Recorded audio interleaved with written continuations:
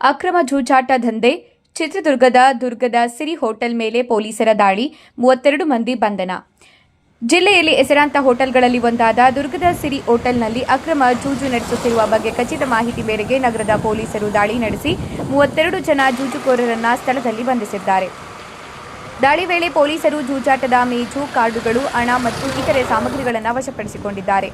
ಬಂಧಿತರಿಂದ 12,160 ನಗದು ವಶಪಡಿಸಿಕೊಳ್ಳಲಾಗಿದೆ ಎಂದು ಮೂಲಗಳು ತಿಳಿಸಿವೆ. ಈ ಹೋಟೆಲ್ನಲ್ಲಿ ಜಿಲ್ಲಾ ಗ್ಯಾರಂಟಿ ಸಮಿತಿ ಉಪಾಧ್ಯಕ್ಷ ಹಾಗೂ ಕಾಂಗ್ರೆಸ್ ನಾಯಕ ಬಾಬು ರೆಡ್ಡಿ ಅವರಿಗೆ ಸೇರಿದ್ದು, ಘಟನೆ ರಾಜಕೀಯ ವಲಯದಲ್ಲಿಯೂ ಚರ್ಚೆಗೆ ಕಾರಣವಾಗಿದೆ. ನಗರದ ಠಾಣೆಯ ಪಿಎಐ ಉಮೇಶ್ ನೇತೃತ್ವದಲ್ಲಿ ಈ ದಾಳಿ ನಡೆದಿದೆ. ಜಿಲ್ಲಾ ಪೊಲೀಸ್ ಅಧಿಕಾರಿ ಎಸ್ಪಿ ರಂಜಿತ್ ಬಂಡಾರು ಅವರ ಮಾರ್ಗದರ್ಶನದಡಿ ಈ ಕಾರ್ಯಾಚರಣೆ ನಡೆಸಲಾಗಿದೆ. ಸದ್ಯ ಪ್ರಕರಣ ಸಂಬಂಧ ಪೊಲೀಸರು ಹೆಚ್ಚಿನ ತನಿಖೆ ನಡೆಸುತ್ತಿದ್ದಾರೆ.